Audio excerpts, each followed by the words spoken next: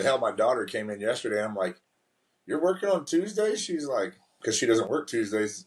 And she was like, "It's Monday." And I was like, "Oh shit, I don't even know." What did I do on Sunday, bro? Yeah. So, especially against this time of year, because every day we're still making social media posts. I make 3 posts for every artist. We have over 200 artists, so that alone is 600 posts just for social media. Um, and then thankfully my daughter Sierra is helping me post all that and get all that done, and I'm helping make the frames. Trina's making some of the frames, doing the website stuff and all the back end stuff, and then I'm maneuvering stuff in the storage units. And we loaded yesterday. Actually, we loaded the trailer and the van up full of all the Indy Tattoo Expo stuff just to be ready so that we can get there, drop everything off. Everything's loaded and ready. We're 2 weeks out. So I just take the time now to that way I can go around the shops, promote, go out to different places, and try to get flyers out and do as much as I can for the next couple of weeks.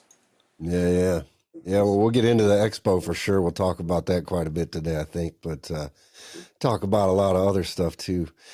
But before we get all into that, let's introduce you, and so everybody knows who you are that's listening. And guest on the podcast today is a friend of mine, Chris Allen Taylor, tattoo artist out of Plainfield, Indiana. If I got all the facts right, you've been tattooing basically since about the age of 15. Yes, sir. You apprenticed under James Sanders? Yeah, Rabbit? James Rabbit Sanders. Yeah. And interestingly, I didn't know this until just a couple days ago when I was doing a little homework. Yeah. I didn't realize Trina's his daughter. Yeah. Trina's I just learned that like 2 days ago. So that's what makes such a dynamic, relationship between Trina and I. I've known Trina since I was 8 years old. Yeah. So, and Trina's really the brains behind it. I come up with the madness, and Trina kind of puts it together. But, probably 8 years or so ago, I started tattooing Trina. She started doing some bookkeeping for the business. Now she's completely runs ink therapy, even. She's the manager of my shop. But we talked about Indy Tattoo Expo and wanting to represent tattoo history and kind of her father, and then that's why we partnered up and made it happen. So yeah, it's pretty cool that Trina and I have known each other our whole lives pretty much, and get to kind of do this together because Trina's not a tattoo artist; she's just business smart, So Yeah. But she's the daughter of a pretty prolific tattoo artist in the Indiana area in Indianapolis, and yeah, so that's cool, man. It was cool to put that, make that connection because it like a light bulb went off, and I was like, "Holy shit!" I was like, "How come I never fucking realized that before?" You know what I mean? it's really cool. That's the one thing I love about Indy, and because Trina is so involved, that she's the one contacting all these artists and getting all the paperwork together. I just show up and do all the loud talking and all that fun stuff, But she's gotten to know everybody, and everybody's gotten to recognize because her dad taught. 20 or 30 tattoo artists that still are tattooing in Indianapolis. You know what I mean? And we're talking legendary people themselves that he taught. So to have her involved and her get the recognition for who her father was and everything, and who she is for what she's doing for tattooing, because on the professional realm, Trina helps run a lot of tattoo shops in Indianapolis now, and we've really changed the way people label their money and how they see their businesses so tattoo artists can start living. And it's cool to see her father. I tell her that she's finishing her father's apprenticeship because he taught me how to tattoo, and she's teaching me how to be this professional. You know what I mean? So Yeah. It's a pretty cool dynamic. Yeah, so you're getting both ends of the business. Yep, and still out of the same family, and and then Trina also, being that she grew up in a household just like my daughters, with tattooing in the back room, she knows everything about it. It's not like most times trying to find that perfect person to help us run our business is really hard because tattooing, while there's and that's one thing I love to talk about today is the lack of professionalism. But while there's so much professionalism in tattooing, it is a very different handling of professionalism. And I think her having that lifetime of experience is why she can run ink therapy so well, and why she's been able to turn Indy Tattoo Expo into what it is. You know what I mean? Yeah, she's very involved. I've known her for the whole time Indie Tattoo Expo's been going on, and I've been coming to the show, and that's why it was so such a light bulb moment. It was like, whoa, that's crazy. I was like, so that was cool to learn that. And I'll have to talk to her some when I see her this year about it, and but yeah, dude, I also know we can get into talking about professionalism in tattooing today for sure. I always just kind of run these conversations just like, two people talking, whatever comes up kind of comes Yeah, up. yeah. It's not really unscripted for sure, just it's all about the business of tattooing and whatever my guest is passionate about. So we can certainly get into that. But also want to talk some about your passion for tattoo history because you've got quite a collection of things that you've always got on display at the Indy Tattoo Expo. Also would like to talk to you some about your inspiration behind starting the Indy Tattoo Expo, how many years you've been doing that, talk about the amount of work that goes into putting on an expo. Boy, ain't So that. there's a lot of stuff that we can cover today. Yeah, awesome. Yeah. Yeah, I love talking anything tattooing. As long as we're talking tattooing, I can get pretty involved and passionate about it. Well, let's start all the way back at the beginning of your 15-year-old self, and what got you started in tattooing in the first place. Well, as a kid, I'd always, actually, honestly, the crazy thing is I collected Disney stuff and Mickey Mouse, and I drew everything. Ever since I can remember drawing, as a child, I was drawing. You know what I mean? And I drew all this Disney stuff, and I thought one day I'm going to go, just draw for Disney. That's going to be this cool job. And then when I was about 8 years old, I met Rabbit. He, a kid I went to school with, became my best friend back then. Was Trina's younger brother, and we started going to his house on the weekends. And I'm like, damn, these guys are riding Harleys. He's tattooing people. Like, this shit's dope. I'm like, man. And he was such a cool guy. He was always friendly, and I just would stand there as a kid, like, and watch him tattoo. And the older I got, I was, the more often we were over there. And I remember just like, I was thinking the other day, we were thinking about Rabbit for some reason, and just like sitting at Pete's baseball games because he played baseball and I just hung out, and this guy would come riding up on his Harley in the freaking lawn and, park behind the bleachers, and everybody's like, holy crap, this is back in the 80s and stuff. So it seemed wild, and I was like, man, this dude's really tight. And then as I got to be a teenager and I was over there, I'm like, man, one day you should teach me. And he said, hey, buy your equipment and we'll see what happens. So he lined me up with the old Spalding and Rogers equipment, and I bought my first equipment from Spalding and Rogers, which was super tight, and I still have some of that equipment, to this day, and that was 32 years ago. I always joke saying I should do a McDonald's commercial because the truth is, he said, if you buy some equipment, I'll teach you how to tattoo. So I went and got myself a job at McDonald's, saved up enough money to buy my equipment, quit McDonald's, bought my tattoo equipment, and here I am, 32 years later. So, Yeah. Yeah, props to them for. I also had a good manager back then at McDonald's who was businesslike, and I feel like, I just kind of paid attention to what the guy was doing and how structured he was. So, and then coming in with Rabbit and being wild. Then when I was about 17, I was still working with him at his shop, and it was just a shop in his house. It was just people that I went to school with and his biker buddies. And when I was about 17, he took me down to a friend of his, opened up a shop. A guy named Michael Myers went by Cockroach, and he opened up Tattoos by Cockroach, Holton, Washington Street in Indianapolis. And he took me down there and introduced us, and me and that guy just clicked. We were both wild and young, and he had an open door tattoo shop, and I'm 17 making, almost $2,000 a week. This is 1992, 93, somewhere in there. You know what I mean? I'm like, shit, man, this is a good job. Yeah, right. And I remember people like, man, because back then you got to think tattooing, even in the early 90s, isn't near what it was today. From equipment to acceptance, what I'm saying? Like, there was Tattoos by Cockroach, Rabbit's tattoo shop that he had forever, Don's Dermographics, and most people went down to Tattoo Charlie's, and there wasn't, and I guess the Badlands, so Gary, so they went to Roy Boys, but that was it. 5 or 6 tattoo shops in the entire state. You know what I mean? Yeah. So it wasn't really a big thing back then, but I was making good money, and I'm 17, so I'm like, well, what do you mean get a real job? Like, I'm making killer cash, making more than some of your parents. And just worked out, man. Just kept doing it. We did have some slow times. When 9/11 hit, we went down to making like $50 a week there for a while. People were just afraid for a year to spend any money. So that's, people talk about being slow. You haven't even been tattooing long enough to say this is the slowest tattooing's ever been, because it's not. You know what I mean? Like, Right. That's one thing. I'm glad I'm not as social media as I used to be a little bit because all the whining. Oh, tattooing's not slow as it's ever been. You haven't even been tattooing long enough to know that. I have. Other people have even before me that had periods, in the 20s and stuff that were way different than where we're at. But tattooing's not slowed down. Your efforts have slowed down. You're a private studio. You're not available. How are you going to get new clients? I run a walk-in shop with, I think we have 10 artists and everybody's staying busy. You know what I mean? So, Yeah. has it paced down a little bit from the last few years? I mean, it seems to be, but we just did taxes and numbers and everything's the same for the last 5 years. So I don't know if it's, I think the efforts and the energies paced down, not the business of it.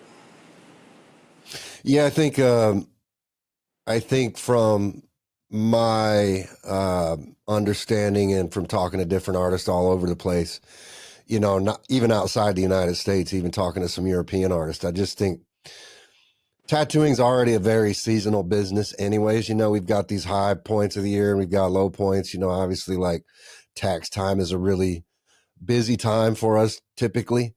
Around Christmas is always typically a little bit slower. Around the holidays, that's just always kind of been the normal. But I think now, especially, and even really since 9/11 and COVID, or not even 9/11, COVID is what I meant. But Yeah. ever since COVID, really, the industry's been in a little bit of a funky place. And I think it really depends.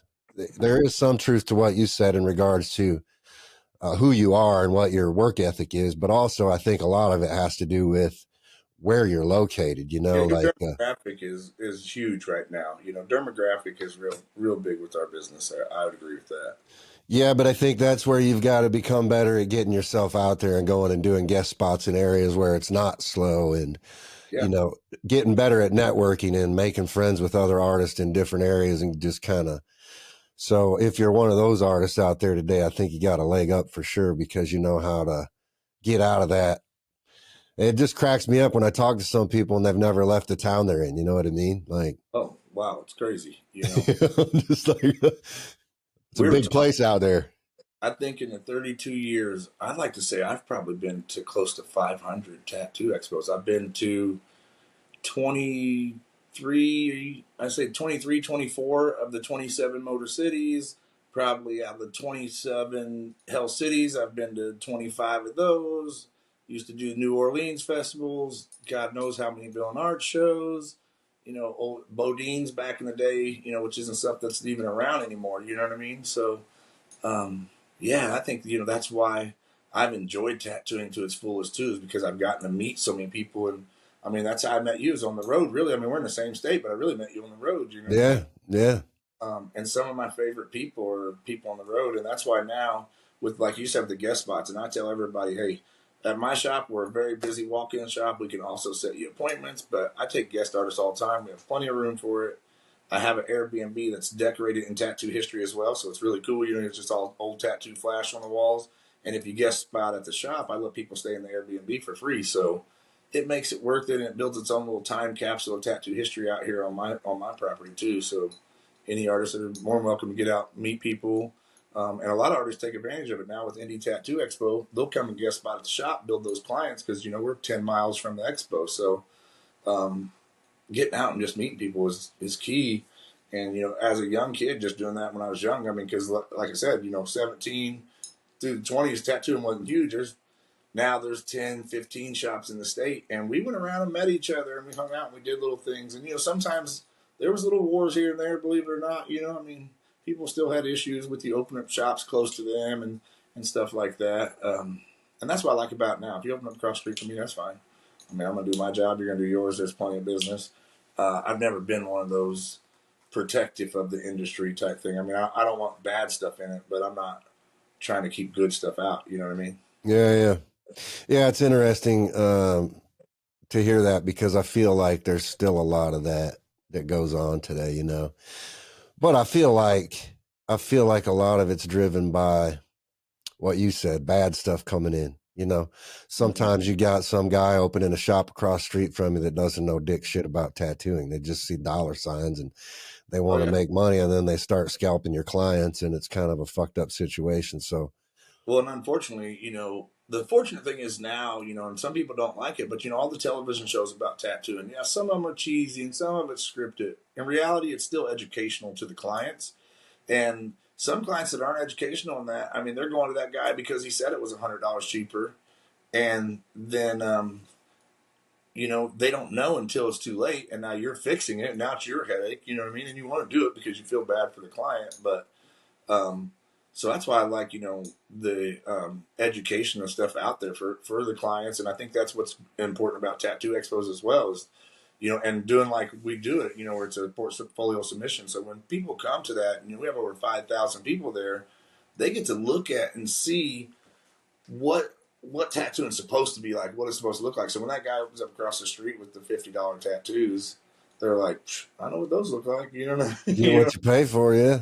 Well, we had a guy here in Indianapolis, and I'm still I've kind of let it be for the time being. I'm hoping they would go out of business, and they might by now. I don't know, but he opened up even underneath Ink Therapy under my name in another little city north of us here, and their website said we do $25 an hour tattoos because we're not about the money, we're about the art. And I'm like, I'm about the art. Don't get me wrong. I mean, 100%. If you know me, I'm about the art for sure. I mean, if I could move this, I'm in the country, so I won't move my camera because I would lose connection. This house is covered in artwork everywhere. You know what I mean? Like that's what I live art. I mean, I don't even know anything other. Sometimes that's why I'm thankful for Trina again because I'm so focused on tattooing and the art that I don't really know much outside of tattooing. You know what I mean? Like I know how to tattoo and make shit happen. That's it. You know what I mean? Yeah. I think that's a pretty common theme in amongst tattoo artists. We're not the best business people. But we know how to make it happen. That's We funny do. because we went to Motor City and I was with my friend Brittany, and when we left, it was like her first expo, and I said, "You realize everybody in there is like a badass? Because think about it, like everyone in there is making their dream happen. Like think that's wild, man. I mean, there's 100 and something people that actually went after their dream when we know so many people that are sitting around not." So yeah, tattoo artists, they're amazing. Even the worst of us because they're still making their dream happen. They're going after stuff. It's a daily hustle. You might not know how to word it, put it together professionally yet, and thankfully there's people like you out there trying to bring stuff like this to educate people and so many other things. The Guy Atchison website. There's so many things that are educating artists and making them better professionals. But just the fact that they're driven people like they are is to me impressive. Yeah. I really appreciate your passion for tattoo history because I've always had a passion for it, but I would say recently I've been getting really ever since I started the podcast back up, I've really been getting way more interested in the history of tattooing, but like going way back, you know what I mean? Like I've been watching a lot of Ed Hardy stuff, and I was watching some Gilmani interviews the other day, and Gilmani was talking about people that inspired him to be a tattoo artist before he was a tattoo artist, and Yeah. talking about like people that Bert Grimm who was tattooing on like Bonnie and Clyde, and like I'm like, dude, that shit blows my mind when you start listening to these stories. You know what I mean? Yeah, I think that that's what's crazy about tattooing. Unfortunately, I've been in it long enough to have relationships, with Lyle. I had lots of time with Lyle Tuttle as a young tattoo artist. I had lots of time with Gilmani, lots of good conversations, and some of my favorite stuff is only 5 years ago. Me with the rotary machine and Gilmani and his buddies over there, and I'm explaining this rotary to him. He's just like, What the fuck is this? "This," you know what I mean? But super cool guy still, always. But Yeah. yeah, once you start talking to those guys and you see it, and like I say, I was just fortunate enough to be around it so much as a young child, and then even when Junior Purvis, I started working with him. We started traveling the country and doing tattoo expos, and it took me in New Orleans, and it was like a real old school convention. So it was Judy Parker, Gilmani, Lyle Tuttle, Philadelphia Eddie. So I've just gotten to get really rooted in with the right crowd of people that all did it because of love and passion and serious driven people back then. I mean, especially we talk about now the drive. Think about then it was illegal, it was hidden. You know what I mean? Yeah. There was so many different things that made it impossible. But then, and that's why I think it's important to appreciate, like, your road is easy now. Not only in tattooing, just in history in general. That's why it's important to know your history for real and all sides of it, not just the written sides of it, you know. Um, but knowing the tattoo history, and like a guy used to take a piece of plastic and engrave, or take a razor knife and cut in, stencils into that, then put some powder in there, and make these acetate stencils that were, man, you wonder why some of the patterns look bad. A guy cut that in there with a razor knife and a piece of plastic stenciled on there. I don't know if you ever tried a tattoo with an acetate stencil, but they don't apply very well. Um, but so it altered it, and I think that's important to see that. And it was impressive to me when I did my first tattoo expos. It was Days of Dead tattoo expos with me and Scott Majeski. Mm-hmm. And we did those, I don't know, 7, 8 years ago. And the first time I brought out my history stuff, I was impressed how many people were excited about it. Like, I was like, just brought it to kind of fill some space, because we were a smaller, tattoo expo back then. And I brought it out, and I was just amazed at not only the older cats that were like, damn, that's me in that International Tattoo magazine when I was 20, you know what I mean? And it was just neat to see guys that I actually had stuff from that I didn't even connect with because it had been so many years. And then see the young guys that were like, what is that? Hey, and now at the expo, most of the time I don't take too much of my stuff just because there's a lot here. And I'm single, so my house is decorated in all tattoo history. You know what I mean? So it's my home decor basically. Yeah. Sometimes I'll load some of it up and take it up there, and I still got stuff in boxes, so I'll take some of it. But my main collection up there is Dave Salone, who owns Freehand Body Art in Brownsburg, Indiana, and he brings up and fills up probably 10 cases at the new location, because we get to put them in the walls and down the aisle. So his his collection, along sometimes we'll have Mike Skyver out there, Dana Brunson, Nate Harmon. He has a shop in Muncie, Indiana, and he's been tattooing here for years and has a huge collection. So he's heavily been involved and been in Indy Tattoo Expo every year and set up some of his stuff.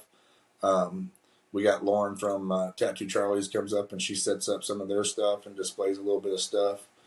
In the past, we've had Eric Smolsky from up in northern Indiana have the Roy Boy collection at the expo. So having all that stuff and seeing those roads paved is like, and I tell people also, you know what I mean, I got a bad memory, so I got to surround myself with it so I can always remember and stay appreciative of it, you know. It is. It's super cool, man. I mean, I like history in general, but the tattoo history obviously is extra special because it's where we're from. You know what I mean? And like, I mean, dude, I went to Jimmy Whitlock's Lucky Supply in Florida, and he's got a huge tattoo museum set up there. And, so bad. It's one place I haven't made it. Oh man, this dude's got so much stuff, dude. It's just crazy, right? Like, yeah, you just think like, man, how do you accumulate? I mean, where do you find this stuff, bro? Like, and I've seen your collection, and I've seen a lot of the people that you've had at Indy Tattoo Expo, and it's special when you can walk up to a table and see Roy Boy's wrestling boots. You know what I mean? Like, it's just crazy. It's fucking crazy. Yeah.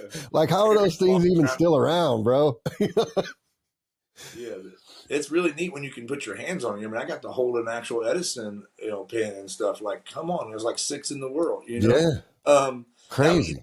It's funny that you say that, because, like, I have a collection, and to be honest, I had a guy over here, and we were looking, and I was showing him stuff because he's into it, and I like realized how much of mine's still in boxes. You know what I mean? And like behind me, I have a little display here, has a little bit of stuff in it. But when I went out to Dana Brunson's house and we went over to his house, I was just like, whew. And kind of like you, I'm like, how do you obtain this? And he said, well, when I started getting this stuff, it wasn't history. It was just me and my buddy's stuff. And I'm like, damn, you got a picture of you and Paul Rogers, and you and your buddy's stuff. You know what I mean? Like, but Paul Rogers was the mentor, or that apprentice his guy DC Paul. So that's how Dana is. So they were all just connected, and that's why I have some of Rabbit stuff and just people I've worked with and stuff I've collected. So I joke sometimes to everybody, like, some of my stuff's not history yet because I'm still alive, but it gets there. I'm getting old. I'm 48 this year, so yeah. Yeah, it's neat to see the big collections like that though, like where it's just like you can tell they're 50 years in. You know, I'm 30 in, and at one point I had stuff and I was like, what am I going to do with it? And I was moving and I gave shit away, and now I'm just like, man. But you know, my collection's it's decent. You know, it's no probably Jimmy Whitlock or any Dana Brunson, anything like that. But I got some cool stuff, and it's more meaningful because some of it's the history of my, you know, where I came from and people I know. So that's kind of tight. But when I go in and I see and can walk up on something that, like, what goes through my mind is how many hands, how like if you take a piece of history, like Dave has a power unit that's like 100 years old there. You know what I mean? Like how many hands have touched that? How many tattoos have been done with a 100-year-old power unit? Yeah, That's insane, right? it is insane. He tattooed people with it every year. If you're a tattoo artist and you're like into the history, Dave meets up with a few people afterward, and he'll, you know, at his shop, and he'll tattoo them with 100. I think it's a 120-year-old tattoo machine and that 100-year-old power supply. That's crazy. That's cool, isn't it? Yeah, you got to get down and see Jimmy's collection, bro, because like the one thing I remember the most in his collection, which is very, very vast. I mean, this dude's got. I've never seen that much flash. I've never seen those, you know, as many tattoo machines in one place. I mean, like this guy's got crazy stuff. Yeah. But one thing that he had that I never even knew existed was he has like a cartridge system from like way the fuck back, man. Like I didn't even know. Oh, I don't even people, know what year it's from. the rotaries are new, and they were actually predating some of the coils. You know what I Yeah, mean? dude. It's like these spring loaded steel cartridges. Like, and they don't look anything like the cartridges that you think of today. Like, it's a completely different system, but it's essentially the same thing, kind of, right? Like, Yeah. it's a needle bar that's like attached to a spring that goes inside of a metal tube, but it's made for quick change in the tattoo machine, kind of like cartridges are today. It never really took off. It just, but it's kind of cool to see that, like to see the actual physical specimen of what The guy somebody thought of that probably, long ago. you think he was probably the only person who used it. Didn't take off because they didn't have marketing like they do now. They didn't have Right. that. I mean, you know, if you wanted to get something done from Rob, I would have wrote you a letter a week ago and waited for you to receive it, and then a week later I'd get one back from you, and that's how, you know, we traded secrets and stuff. You know what I'm Yeah. Yeah. saying? Yeah. Yeah. It was fun. And speaking of you mentioned Junior Purvis, who I'm glad you brought him up because I actually met Junior years and years ago in Indy, and I don't. It was a tattoo expo in Indianapolis, but it wasn't yours. Yeah, it was. Well, they had Lyle Tuttle put one on back early '90s or late '90s, maybe early 2000s. Indianapolis had a bunch of rules, and so they came against it, wouldn't let it happen again. So there wasn't one for years. And then Dave Salone and Rick Hansen threw uh, Tattoo Underground for 2 years. Actually, it was the same place that I threw Indy, except they had changed it into a hotel instead of just a convention hall like Dave and them had thrown it. But they threw Tattoo City Underground for a couple of years, and I think that's probably where you met everybody at that time because that was mid 2000s or so. Yeah, yeah. It wasn't a very big show. I mean, No, it was relatively small. There weren't very many people there, but that was where I first met Junior Purvis. And keep in mind also that social media wasn't very big. It might not even have been really a thing at all. yeah, I don't. I mean, if it I don't was even know. what we had MySpace back then or something, Probably, I don't you even know what I fucking know, mean? dude. But I remember seeing Junior's work for the first time, and it was actually Scott Majeski's back piece, that horror back piece that he has that Junior did. And I remember seeing that back then, and I was mind blown. I was like, Hey, holy that's fuck, Surface Pros, man. dude. You know what I mean? I just talked about that piece the other day. That piece and Junior's work and like my leg sleeve, if you've seen it, this was before Surface Pro, man. This was this guy actually doing it. You know what I mean? Yeah, man. And it was like the first like real like exposure to like a What horror realism tattoo that I'd ever seen. Yeah. Yeah, and And I I'm got fortunate with that being him being my second mentor in the second part of my career. Mind blowing and changed everything I knew about tattooing as far as applying art to tattooing. Rabbit taught me all the fundamentals of tattooing, throw down some traditional stuff. But when Junior was like, hey, you can apply your art, like those paintings you're doing, to this. And I was like, oh shit, you know what I mean? Mind blown.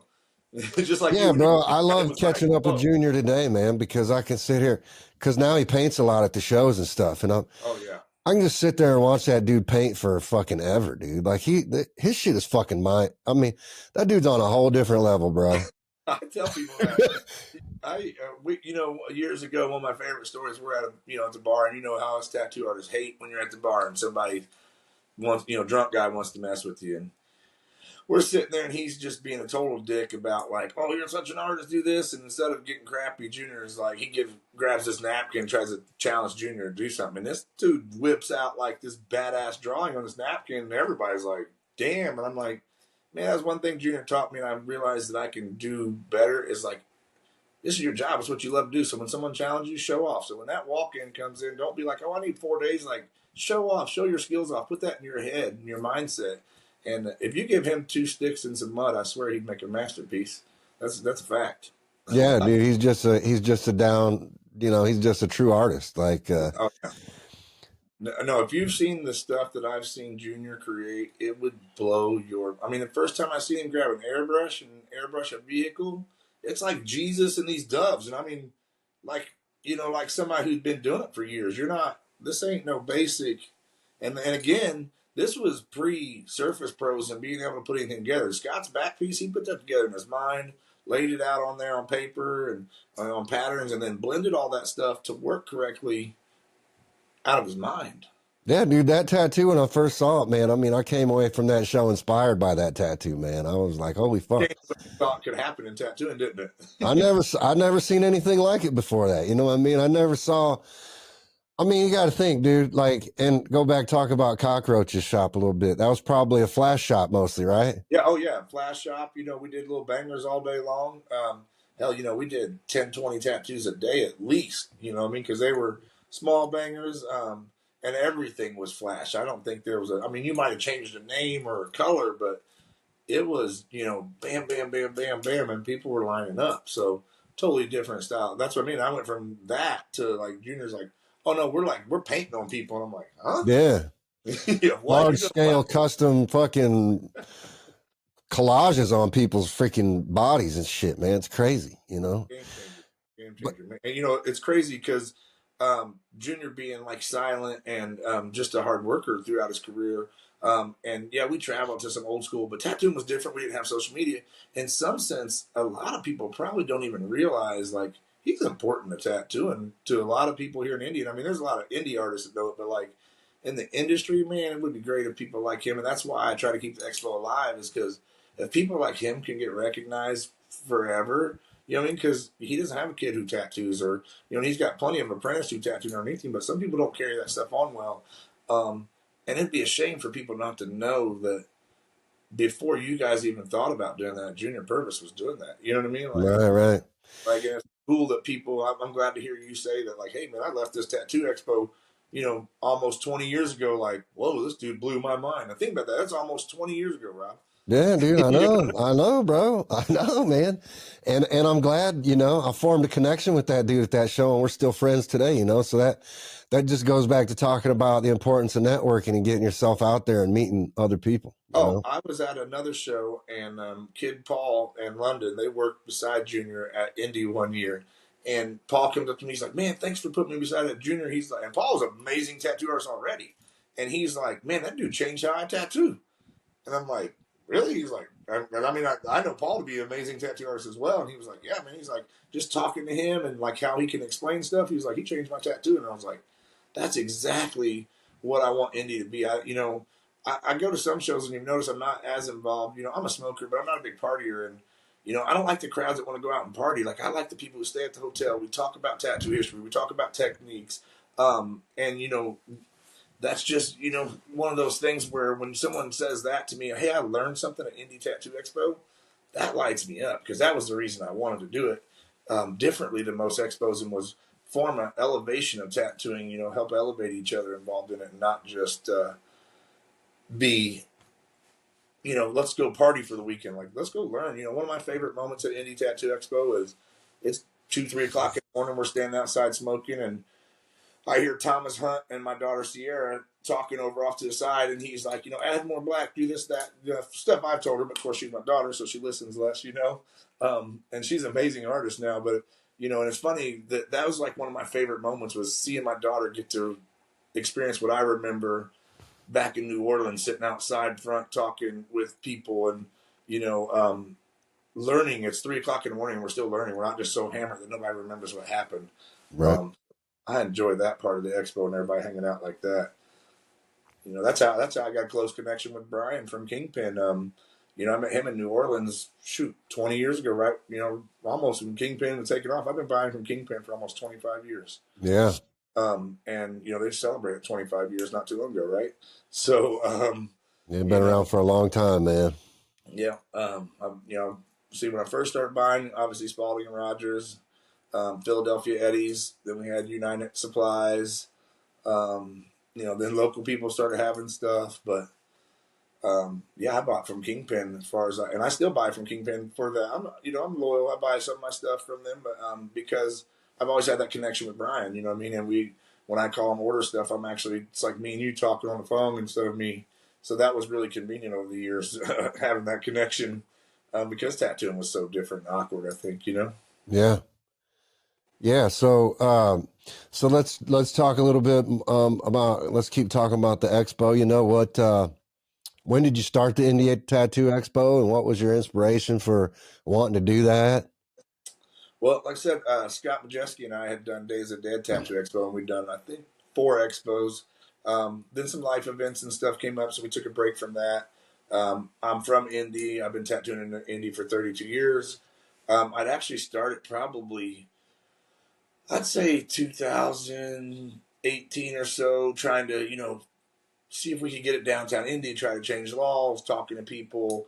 And it took years of just realizing that, Indianapolis wasn't going to allow it in the actual city of Indianapolis. And I was in Plainfield where my tattoo shop was, and they were building a new hotel. So before they completed the hotel, I walked over, and Trina and I got with them, and we contacted them and sat down, and we're like, hey, we're going to put this expo on. We want it to be elevating. We want it to be elegant. It's 1920s themed. And people always ask why. And the 1920s is, that is when tattooing was, a lot larger than people think. That was when cosmetic tattooing was actually larger than people know about because of the cost of products and material and stuff like that. But 1920s to me is like when I feel like art started getting its recognition as a business that people made a living off of. You know what I mean? The Art Deco. Yeah. That's when like art became a paying source really for a lot of people. I feel like, and if you look back, it's just one of the most beautiful times of history, from the buildings to just how people dress. So we try to do that at the expo and just bring this different class. I always tell people I'm going to make it the sexiest tattoo expo there ever was. You know what I mean? Everybody in there. It's so nice when I look around and everybody's dressed up and they look good. You know what I mean? Yeah. And so yeah, Trina and I came together at the hotel. We were supposed to do the first one in 2020. Obviously that got canceled because of COVID. So that was kind of like, oh man, like, first expo, like I'm trying to throw by myself, totally putting it on. I have Kingpin as a sponsor. I have you, True Tubes, and Ink Addict, I think at the time maybe. So small. I mean, it's just a small group of us people trying to make it happen for each other. You know what I mean? Yeah. And they cancel it, and I'm just like, oh man, like I've done paid for some stuff. Luckily, that was a good lesson because I learned not to date too much stuff now. You know what I mean? Like posters and shirts, and everybody's like, "Why don't you put the date on there?" Man, I've been stuck with a box of stuff with the wrong date on it. You know what I mean? Yeah, yeah. So, yeah, that sucks. That shit's not cheap. You want to know the date? Look back at the posters. It'll tell you what year that shirt's from. You know what I'm saying? So yeah, canceled year one, which was a little bit stressful, but it was kind of nice, gave me time to dial in some stuff. Get over also it was a lesson, like I try to tell people, like never start something not knowing how much you're willing to lose first. You know what I mean? Like, because then if you lose that, like you expected that loss, that it's a cost, but loss, whatever. So that helped us dial through that. And then when 2021 came around, fortunately, where I had it scheduled and all the mandates ended, maybe 2 months before Indy Tattoo Expo, the first one in 2021. So it was like the first thing people could actually go do. So people were like boom. You know what I mean? And I think that's what kind of helped it take off big too. I mean, it was people were ready to get out and do stuff. We hadn't seen our friends and families. I mean, you know how it is on the road at the expo. Like a lot of people are people that you really want to see, and if you lived in the same state, you'd probably hang out every day. Yeah. But you don't. So getting back out on the road and seeing everybody, and that was just kind of my inspiration, man. Is to make something nice, represent people like Junior in the industry. Rabbit, make sure that his legacy goes on, and make sure that all these people that in Indy are getting recognized like everywhere else I went. I go other places, and there's so many of these, well-known, famous, if you want to call them whatever, artists and people that are known for their history, whether they're still doing it or they're passed away. And I thought Indy was getting overlooked a lot, for like, man, I know so many people here in Indiana, you know what I mean? Like, it was so connected and important to a lot of, history that people don't even realize it, you know what I mean? Like, Fred Clark had a tattoo shop in Indiana in, I think, the late 1920s on Washington Street. Now I went there to the address, and it's like the middle of like an alley. The hotel's downtown now, but I mean, there's so much stuff that had happened with tattooing here in Indiana that I thought it was important to kind of start showing the tattoo history, make it easier on myself to promote it correctly because it's the city I'm in. You know what I mean? Yeah. And also, being that I've been tattooing for so long and I was such a busy artist, that the number of clients that were like, man, I wish there was one around here, because I'd always go and they know I went.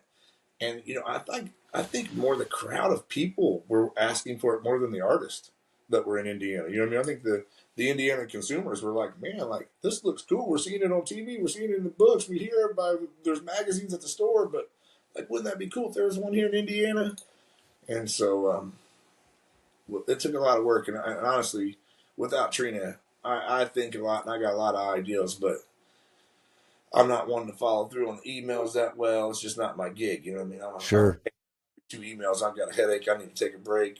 I could paint for 20 hours straight and not even need a break. But you give me 2 emails and I'm over that shit. Well, and it's a lot trying to chase everybody down. I mean, that's just kind of Yeah, that's the thing this year. Honestly, Trina's a little pissed this year at people because it blows my mind. You guys travel every fucking weekend.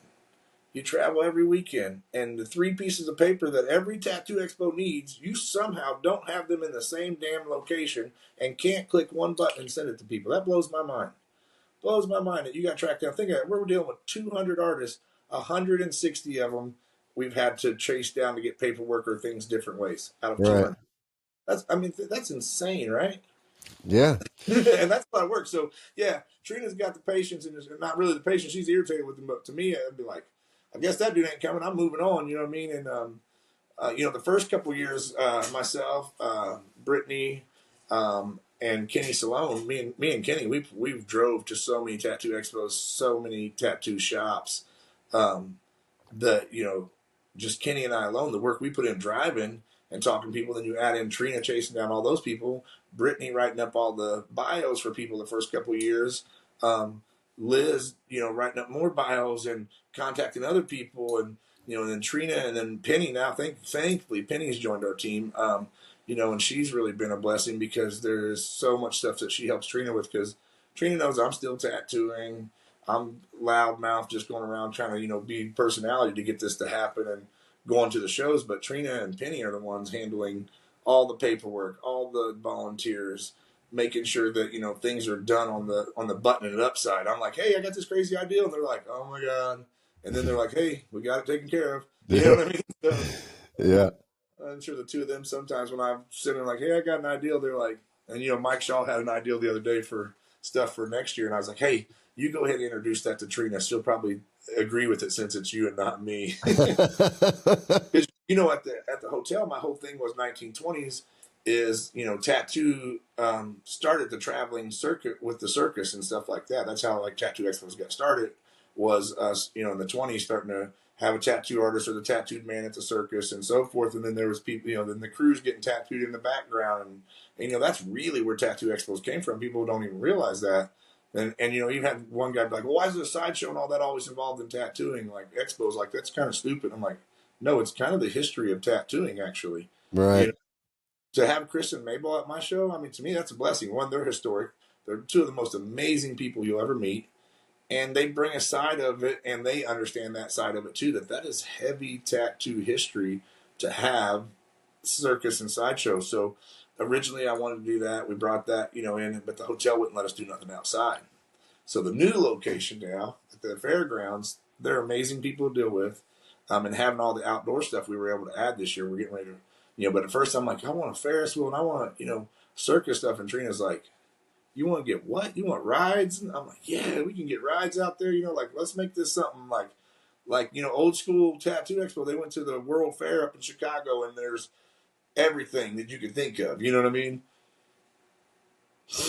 Yeah, that's what you got to do, man.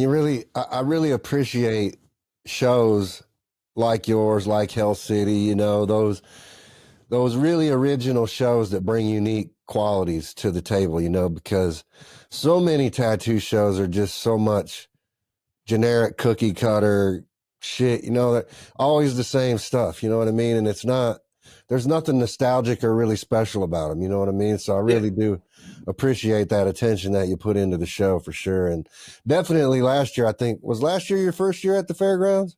Yeah, last year was the first year at the fairgrounds. So yeah, so that was quite a bit different because it was bigger. You had more artists there, and all the outside stuff that you had was cool, man. You had the old cars there. Yeah, that was super cool to see. Those are Dave's cars too. Dave and his wife, they built those cars, and then one of those cars was actually Dave's grandfather's. So, dude, and they run, and he's driving them around and shit. I'm like, that's crazy. Yeah, they're pretty cool. This year we're gonna try to do a little cruising, get some more cars out there and stuff. And next year we'll try to do a full-on car show. We do have an outdoor concert on Saturday night this year. But yeah, the outdoor area with the food trucks too. How many artists come like, man, I think it's the best I've ever eaten at a tattoo expo. It is. And usually you step outside to chill with each other, but you just step out on the sidewalk in front of a hotel, and then you step back inside. Where when you stepped outside, there was a whole other world, wasn't it? Yeah, everybody's out there talking and just breaking bread together and just meeting people. And you're right. It is the best I've ever eaten at a convention because fucking convention food sucks, bro. Oh, I know. And we have some really good food trucks, man. We've been blessed with that. We've added a few this year. And every year we're going to add a few more. By next year, I think it'll be extremely larger than what people are used to as far as the outdoor area. We just want to dial everything, make sure everything works in before we get, crazy with it. But we've added a lot this year. Even we have axe throwing, we have laser tag, we have a big bounce house area for the kids, balloon animals, face painting, outdoor vendors, you name it, man. We're trying to put it all together out there and make it something unique. And like you're saying, the other one, some of the expos I go to, and there for a while I went and I was really kind of like shitty because not only do we do, try to do something unique with it and put some art into the expo because it's about art. So why shouldn't the expo be artistic as well? We give every artist some sort of token. If you bought a booth and you're registered to tattoo there, when you sign up for your booth, when you come in to register and get your paperwork, we're giving you a gift every year. We've given out different types of gifts, which is cool because I also feel like that's creating tattoo history because only a certain group of people have these things. You know what I mean? They're not widely available. So that's been really neat to create that. But I will say, I go to some expos and people talk crazy about them, but there are values, and even the ones that don't bring nothing other than tattooing, we're more seasoned, so I get that we're like, we want more out of it and we want it. And then for a while I was a little irritated, but I realized some of the kids who wouldn't make it into Indy Tattoo Expo or Hell City, because it is a portfolio submission show, they're making it into these shows and they're getting to work next to somebody better and they're getting to learn. So there is a value in those. I try to always change in my ways of thinking of trying to find positive and everything. And some of those shows, when I look at them, like, the promoter probably could have spent some money on doing some stuff, but hey, you know what he did do? He gave this guy an opportunity. So what that guy does with it, that's his business. You know what I mean? Yeah, yeah. And we went to a show in Florida, and not even the one you're probably thinking, but before that, before Indy Tattoo Expo even. And it was a bust. I mean, the show was nice, location. They just didn't promote or anything. And artists were leaving by Saturday. But I stayed there, chilled with Gil, got to have a lot of conversation with Gil Monty, which was, to me, I mean, I'll take a weekend with him over sitting at a tattoo expo with 1,000 people anyway. You know what I mean? Yeah. And I got to meet Hot Dog, and you've met Hot Dog. I mean, that's one of the greatest characters you'll ever meet. And that's become one of my best friends and one of my buddies. And So I think you always find opportunities in those, even those crappy situations. Because I look at it, I'm like, man, I met Hot Dog 6 years ago, and it's probably one of my most trusted people in my circle now. You know what I mean? Dude, So, yeah, I mean, I just think it's cool just to meet people and hear people's stories. You know what I mean? Like, it's just super fucking cool, man. I sat down with Deb at a convention one time, and I'm listening to her tell all the stories about Roy Boy, because I obviously can't talk to Roy Boy anymore. But I mean, dude, this chick's got stories, bro. Like, wild stories, man. And it's crazy that shop is still open today. yeah, Badlands is still open, and she's tattooing there. You know what I mean? And it's fucking crazy. that is wild, isn't it? That's one place I'd like to make a trip up to here soon. With COVID, after when I kind of took out my traveling to shops because a lot of places were closed and had weird things. So I drove to a few places, and so I took a couple years off of traveling. But I went to over 160 tattoo shops, across the country trying to promote the expo. But yeah, to go up there and go in shops and meet somebody like that and look around a building that, again, think of how many people we're talking 50 some years. I mean, when that place opened, you know what I mean? And dude, most people don't even go into Gary anymore because it's fucking crazy, right? Yeah. Like most people tell you, don't even stop in Gary, just drive past that fucking place. You know what I Yeah. mean? You know, I grew up different though, so no place bothers me like that. Right. I get I'm it. For always prepared too. Shit, you know what I mean? well, for people like us, I mean, it's not a big deal. You know what I mean? But yeah, like, but if you talk to the commoners, they're like, "Yeah, don't do that." but I'm just saying that out of respect for the place where that shop is at and the fact that it's still there. Like, Oh yeah, yeah. If you can keep a successful business for over 40 years in a rough city like that has ran 90% of every other business out of there, I also think that says a lot for how tough tattooing is and what tattooing should symbolize. I mean, if that ain't a tattooing of true tattoo or a symbol of true tattooing, what is? You know, I mean, if that doesn't say like how permanent and how strong tattooing is, then nothing does. Because you're right. I mean, they've survived 40 plus years. Hell, it's probably even longer than that. I don't even know when they opened. Um, in one of the roughest places in the country. yeah. Yeah, That's we should wild. road trip there, man. We should go. We should go there one day. I'm Just freaking, definitely down for just that. hop in the fucking car and just go up there and visit and say what's up. You let me know, man. I stay pretty open once the expo's over, so Yeah, it'd be pretty cool to go do that with you. that Do would be some a of the, neat trip, wouldn't it? Get some time with each other, but also, that's also building those memories of tattooing and that history that gets passed down to somebody else. Wow, one day Rob and Chris went up there and they did this, and all that just keeps that history rolling. I think, and if we don't go, that's one less thing that we don't get to pass down the story of how awesome it was to go see this or what we've seen because now 10 more generations didn't see what we've seen. yeah. It's crazy, dude. I was talking to Tramp from Eternal. Talked to him quite a bit, but he was closing up one of his shops in Detroit a couple months ago, and he had all this flash that he didn't know what to do with it. You know what I mean? And he's like, I don't know what to do with this shit. I was like, well, fuck. He's like, I'm gonna throw it in the dumpster, and I was like, don't do that. But I don't know what happened to it, man. But I was just like, oh my god, dude. And just to think about like, Well, that's another legend in tattooing that, enough people, unless you went to Motor City or know Eternal. And, I only, people don't even realize, like, that's a legend in tattooing, but he's been in it so long, that's just pieces of paper to him. You know what I mean? yeah. It's then to me when I was like, oh hell no, I'll drive a fucking box truck up and bro. You can't Yeah. throw that shit in the trash, man. I have a stack of the flash racks. I have them stacked up out in my storage building there. I was at a guy's house. He's like, if you don't take that, I'm going to throw all that flash in those racks away. And I'm like, shit, I guess I'm loading these up. I don't really want them, but I don't just want them either. I don't know what Tramp ever did with that flash. I never got a call from him. I said, hey man, he's like, I'm gonna try to see if I can get somebody to come pick this stuff up, and if I don't, I'll give you a call. He never gave me a call, so I'm hoping he actually got somebody to come pick it up, and it didn't end up in the dumpster. Yeah, there was somebody else smart that was like, oh, hold on, I'll come grab that. You know what I mean? Dude, I don't even care about the flash. I just care about its Tramp's flash, and I'm not, you know what I mean? Like, Yeah, but, man. but yeah, dude, what's your most prized possession out of your whole tattoo history collection? What's the thing you have that's means the most to you? Man. There's a few things really, but I only have very little of rabbit stuff. He was a guy who liked to help people out a lot, like myself too. Probably part of where I got it from between him and my mother.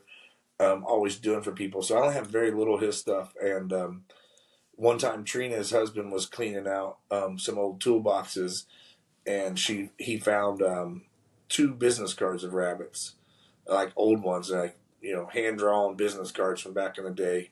Um, and Trina gave me one of those, and it took me a couple of days. I told her like a week later, I was like, "Sorry, I didn't really respond," but like I was kind of emotional just getting that card because I didn't at that time I didn't have really nothing of his. You know what I mean?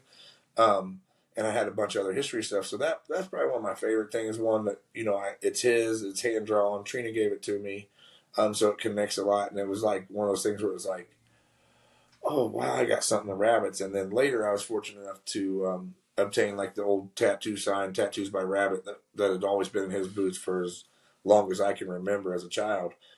So having that stack of photos of him tattooing and that business card, I would say probably it's probably not the most expensive in some things, but to me, that's the most valuable thing because it's his and it was given to me by Trina. Yeah, that's cool, man. That wasn't that. I wouldn't have expected an answer like that. So that's cool Yeah. that is the answer because that's pretty Yeah, I'm emotional significant about it. I pizza. mean, I'll get emotional if we start talking about that stuff because, Yeah. man, I'm 48. I've been tattooing almost 32 years. So it's like my whole life and it's given me everything I have. So, yeah, I mean, there's less value to tattooing to me as there is elevation. I think that the real value is in the number of elevated people around you. So sometimes when I think of things that mean something to me, there's usually not a lot of dollars connected to it. Yeah, yeah. It's more sentimental. Yeah, yeah, yeah. And I think that's what also gives value to the things that you do and you have is because you're that person that values it that way. True, true. Yeah, I don't apply a lot of value to many material things, right? Like it's just shit, you know what I mean? It takes up I might, space. we might have it and do shit with it, but it doesn't. That's just because it was there and it's convenient. Not that it values shit to us. It's just useful. It doesn't feed your soul, you know what I mean? Exactly. Yeah. Yeah, yeah. So yeah, that's cool that's your favorite thing. That's pretty significant. And yeah, that's cool. It's crazy. Uh A lot of people would think that was really small. You know what I mean? Especially because if you've seen some of the machines I have, I mean, I have a Bob Shaw machine engraved by him. I have Bob Shaw's actual portfolio, like all his photos. You know what I mean? Like, yeah, uh, dude, I get it. That shit's crazy to have that stuff. I got some stuff. You know what I mean? I've got stuff that Dana Brunson's gave me, personally too. And it's tight. Don't get me wrong, but I mean, like, we're talking Rabbit, man. That's the man who taught me how to do this. Like, changed my life. You know what I mean? And it's funny because over the years, if you really know Rabbit and you know me, we were compared a lot. And like I only have four kids, but everybody Rabbit had a lot of kids. Both of us had major back problems, and both of us being just real biker type guys that So it's just being that connected with him and having something personal with him. I can't even find that means more. Is that why his name was Rabbit?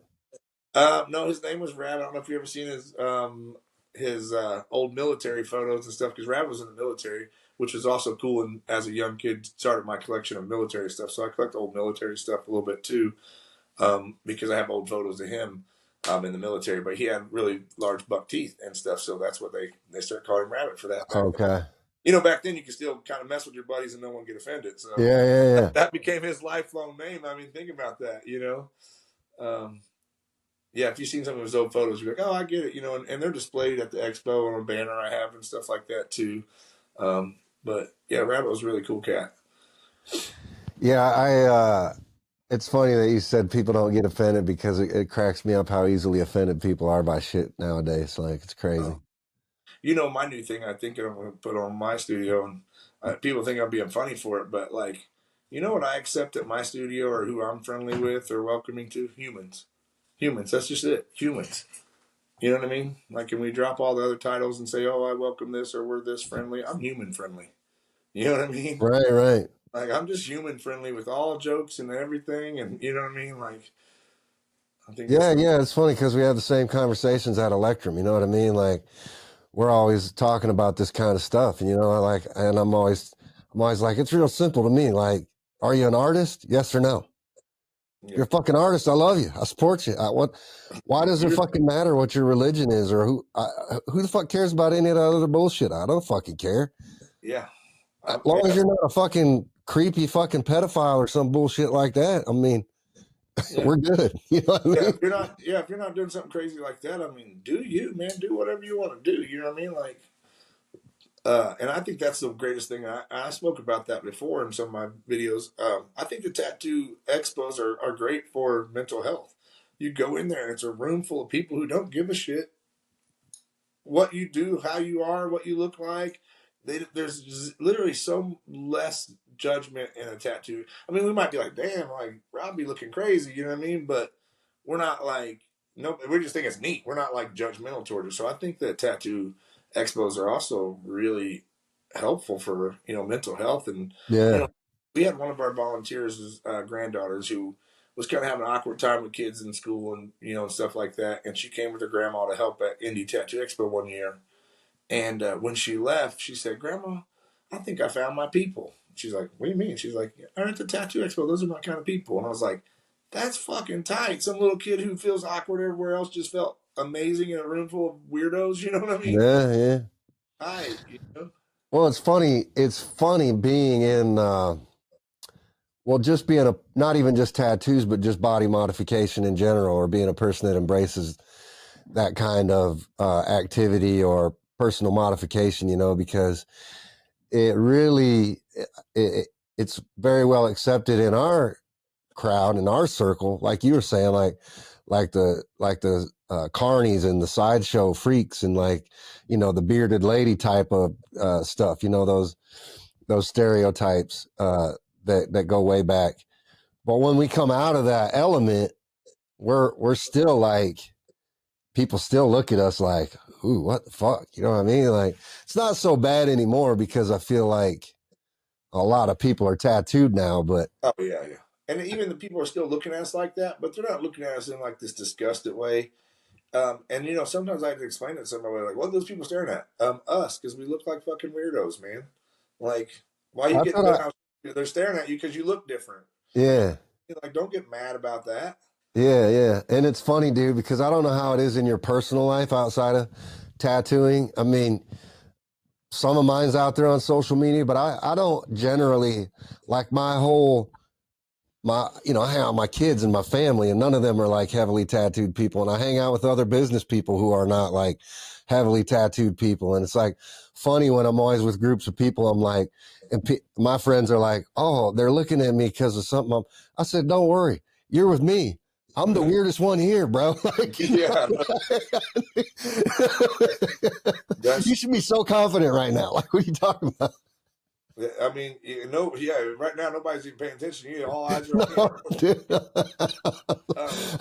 I'm the weird one right now, bro. the crazy thing with me is like, it's funny you said like you're outside of tattooing life. Like, I don't, man, it's really weird, Rob. I don't have one of those. You know what I mean? Like, I mean, my kids tattoo, my granddaughter's tattooed. Yeah. Like, I mean, I tell people sometimes like I admire the fact that some people do, but it's been strenuous on my families, and probably why I'm 48 and still single. Man, tattooing's consumed my life, man. It really has. I'm either tattooing or working on the next method of how to make it better or be better myself, or how to contact the being right the space with the right people. Being in a room with the right people is huge. So I don't, what I mean, and then everything we do is like you said. I've always been the tattooed one even beforehand. So when my older kids were kids and in school, yeah, that was the thing. I'd go to their practices and they're like, "Damn, their dad just pulled up in a wife beater on a Harley, covered in Yeah, tattoos." yeah, yeah. When my kids were little, but it was so common to me. And back then, I was so driven that I didn't like to make tattooing noticed. That I love the fact that people were checking it out. You know what I mean? Yeah. And it's just weird how when I think about now, like there's not too many people I'm around that aren't tattooed. I mean, now that Trina and I do some other things with the community, and we'll go to a couple events and stuff, but yeah, everything I do is literally revolved around ink therapy, tattooing, or the Indy Tattoo Expo. And my kids sometimes we've talked about my older kids, and me and my daughter kind of not my got into it, but like I'm like, you know, the kids can stay after school with this after school program and get a couple more hours at the shop. She's like, Dad, tattooing's not more important to everybody than like it is to you. I'm like, I mean, I get it. I'm just, you know. It is becoming a lot more mainstream, though. I was on Facebook a couple days ago and I actually saw like the local high school here had a post up, and it was a picture of a 17-year-old student that just graduated, and she's tattooing at a local shop here, and they were I had a picture of her tattooing. Highlighting it. That's awesome. They were highlighting it. They're saying, hey, this such and such, she just graduated from, Elkhart High School last year, and look, she's already she was an art student, and now she's working in this tattoo studio, and it was really cool to see that. You know what I mean? Because you would have never saw that shit. Fucking, I got in trouble back when Sierra and Kaylee were little. I sent them to preschool on career day covered in fake tattoos, which was a distraction. Yeah. But yeah, you would have never seen that. We had, I don't know, probably 4 or 5 years ago, maybe a little bit longer, about 4 or 5 years ago, we had the Plainfield High School where we were at.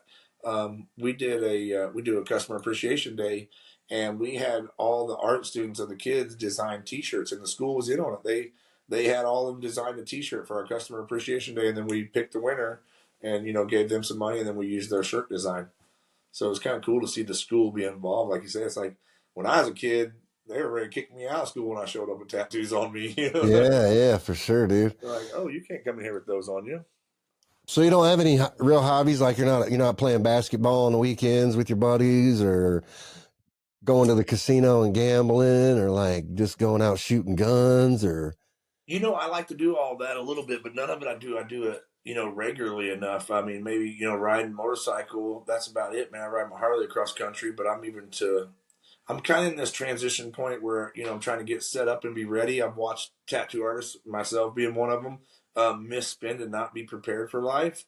Then I was so busy just tattooing because I needed to do it every day and I loved it and to get where I'm at. And so I never really, other than riding my Harley, man, that's literally all I've ever done really is tattoo. And I mean, and work out. I mean, I love to work out, but again, I feel like those are just daily plugs in my routine. But like, no, man, my thing is to like, I love to go to a tattoo expo, and that's why me and my ex split up. I think a lot of it was everything I did was around tattooing. She's like, can we do a vacation that's not like tattoo related? I'm like, I mean, yeah, I guess we can. You know what I mean? And then I drive by a tattoo shop. I'm like, can we stop in there? You know what I mean? yeah, you're just all about the business. Yeah, it's crazy, man. It's a crazy obsession. One time, Kenny and I were driving down the road, and Kenny Salone looks over and he's like, man, we're talking about it. He's like, don't get me wrong, man, I love tattooing. He's like, but I've never met somebody who it's just everything to him like it is to you. I'm like, man, I know. And in some sense, that kind of saddens me. In some sense, it makes me really proud. You know what I mean? Like, damn, I've let something consume my life so much that I don't. I mean, yeah, we shoot guns out here on my property and we go ride motorcycles and stuff, but like, no, I don't have no hobbies. And a lot of times, a lot of my friends don't even call me to go out because they're like, man, I know you ain't gonna go out. You don't like to spend stupid money. Like, no, man. I mean, I'm trying to get to a point. You know what I mean? I own. Right now, I have 2 Airbnbs and a rental property, plus the house I live in, and I'm trying to get to a point where we actually own the tattoo studio building instead of renting it. So then I can stop giving money to the renter or to the landlord and start giving more money back to the artist because too many of them aren't prepared and there's not enough money to give to the artist because of the cost of rent. So I'm always just moving forward. And to me, that's fun, to go sit down and have a conversation with you. That I'd do that before I'd go out to a party at the bar. It's like, I go sit down, I go over to Derbs and sit down and we're chilling at his house, stretching at 2 o'clock in the morning and talking business and going over plans of different material. Like that stuff's what ignites me. Like, just like, I guess somebody who goes out and, plays basketball or somehow that excites them. That's cool. But what excites me is growth, growth and whether that's tattooing and business. But I think, growth, learning to put business with tattooing, I think has given me this whole new excitement of it, because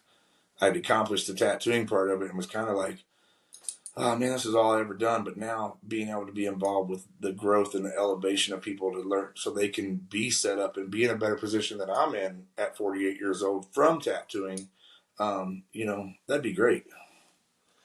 Yeah. So you said you're 48 years old, and obviously you're focused a little bit more on some investments outside of tattooing with the Airbnbs and doing some different things with your money, trying to set yourself up for a retirement at some point in your life. So what is your future outlook for, Indy, the expo, shops? You got, what do your growth plans look like? What, You just going to know, kind of stay the course, or you to have visions of growing things more and doing yeah, more? yeah, we got plenty of visions of that. Like I say, my biggest plan and my biggest growth thing is to try to obtain where I actually own and build my own studio in the area that we're at. I want to own the building, preferably, build one from land up. And I actually have blueprints somewhere around here, which is pretty dope. If I had them, I'd show you. They're rolled up somewhere around here. But I have, so my plans are to build my own studio, own my own studio. I want to have it so that it's Indy Tattoo or the Ink Therapy Tattoo Studio and the Indy Archive. So it'd be like a tattoo history museum as well. Um, and so that's my biggest plans with the shop and everything. And hopefully the expo will continue to go. And one day my kids will take it over, Trina's kids. Um, I don't know if they're all involved and ready to do that because we're both madness with it. But I hope the expo continues to grow and elevates people, gets better every year as far as what we're doing, and that helps. Ink therapy. That's one thing I love about Indy Tattoo Expo, and I put a lot in it. It's a lot of advertisement for ink therapy and helping therapy grow. That's how I've met new artists to work for ink therapy. We have 6 billboards in the surrounding city for Indy Tattoo Expo, sponsored by Ink Therapy. So really just trying to grow so that I can get that building for the shop, and then start giving artists. We obviously there's a percentage always. I still work off a percentage base, and while I think it's fair, more of that could go up when instead of every year my rent goes up to my landlord, so that's the money I can't give to the artists, and to be able to own the building, display history, bring more people in. I think that's like my biggest goal is to really just to own that building. But I've been fighting for that for years to make it happen. So um, that's the next growth plan for me. Really, is just to obtain a place where I own the studio. I'm in a little bit more control. I never want to step away from tattooing. I mean, I feel like I'll be a Mike Skyver, Dana Brunson, one of those guys that dies in tattooing. We're going to be living Sure. at the end of it. You know what I mean? Like, Yeah, yeah. I either one of them guys not being involved in tattooing until they're not here. You know what I mean? I mean, look at how many legends we've lost in the last 2 years, and every one of them, Ron Higgins, all those guys were tattooing up to that point. You know what I mean? And, Yeah. and I hope that's me. To be honest, I hope it is. I never want to have a point in my life where I'm not tattooing. Yeah, it's crazy. It's crazy. And some people have done it their whole entire lives. Yeah, when you like to be, I think Dana's over 50 years of tattooing. I feel like, damn, people think. I was talking to Don at Hell City, and he's like, said something. I was like, yeah, you young guys. And I was like, how old are you? And he said 30. And I was like, damn, I've been tattooing 2 years longer than you've been alive, dude. Like, Yeah. what I mean? Like, It's crazy, dude. It's crazy. You ever watch the Ed Hardy videos where he was a kid drawing on his friends with markers and shit? oh yeah, they made the little fake tattoo license and everything. I actually Yeah, dude. have some paintings that I call my Ed Hardy paintings because I painted them while watching the Ed Hardy videos, and I did like the just kind of grab your paintbrush, paint some dragon style stuff. It was real loose and stuff. Um, and one of my favorite paintings at my studio is I have a print of the ghost tiger, and there's only like 12 of them. You know what I mean? And Yeah. it's a print and it's hand embossed by him, and it has his thumbprint on there that he put on there. So that's probably one of my favorite pieces, actually. Like as That's far as pretty my art, badass. you know what I mean? It's pretty That's pretty badass. badass, dude. Yeah, yeah. My art, I tell people, man, if I broke out like and framed everything I got stacked up, I guess we talk about tattoo history. I never think about the paintings and the artwork. I just think about like the tools and material. But man, I got a museum of artwork stacked up. Some of it framed, some of it just stacked up. Sitting here, I'm looking at stacks of it right now. See, I uh, almost like the artwork part of it more. I mean, yeah, yeah, I really enjoy it because I love art in general. Like I love going to art museums. It just resonates with me. I've been an art student my whole life, so like I love the different mediums of art. Tattooing is a huge one of those, obviously, but like I was telling you, I could sit there and watch Junior Purvis paint forever. You know what I mean? oh yeah, It just blows my mind what people can create. And so I'm taken by all of it. But dude, I that's what I always tell people. I'm like, invest in art and invest in furniture, like fine furniture.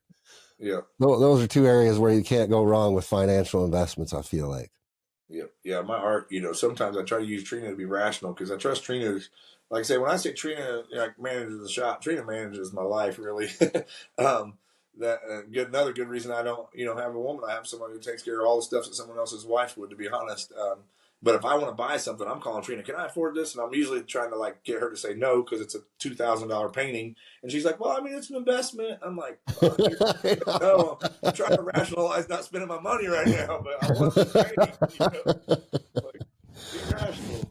But she's smart enough to again to know how to label everything and do it. So she's like, no, I mean, you earn the money, you deserve to have nice stuff, and it's an investment. Yeah. So, yeah, Trina's been a blessing in just teaching me so much on how to collect that stuff and make it have value while you have it as well. Yeah. So Indy Tattoo Expo is coming up June 6th through the 8th, right? June 6th through the 8th. It's Yep. just a couple weeks away. Um, is there room for artists still to get in, or is it pretty much Nope. closed up now? We are sold out. Yep, we're sold out. And we actually added around 10 booths this year for artists, and so we still sold out pretty quickly. We had people come and go there for, and things change in life. But yeah, we finally sold out everything out at the beginning of the month. We do have some outdoor vendor space available in our vendor barn outside and in our outdoor lawn area where we put the pop up tents and vendors. We do have a few of those spaces still available for any local artists that want to get involved. Those outdoor spots are only $100 for the whole weekend. So, great way to pop up, sell all your artwork. And I mean, we have vendors of all sorts there. It's crazy some of the different types of things that are already involved. It's like people are like, why do you want to be a tattoo? I'm like, it's tattooing, but there's 5,000 people coming through the door that not only want tattoos, but they're in an area. It's just like it's basically another event for the year for Indy, just like a fair. Sure. Indy Tattoo Expo, World Fair is what I hope to get it to where we, have carnival rides outside and there's just more popping every year. Yeah, so let's let all the listeners know where to find the Indy Tattoo Expo. What's the website? So you go to indytattooexpo.com and it's June 6th through the 8th, 2025. And we're at our new location at the Hendricks County Fairgrounds in Danville, Indiana. With so much going on this year that I think you'll be pleasantly surprised even if you were there last year. What's the cost to get through the door if you want to come 1 day, 2 days, weekend? We have pre-sale tickets available online right now. You can save 20% off. And then it's a $25 a day or $30 a day and then a $75 weekend pass. And that'll get you in all 3 days. Okay. If they obviously if somebody wants to try to see who the artists are there, they can get that information off the website. Probably got a lot of artists there with some availability if you want to get tattooed. See somebody on the website that you like. They got links to their social media contact information on the website, correct? Yep, everything's on there. If you like an artist on there, you can contact them and set an appointment up ahead of time.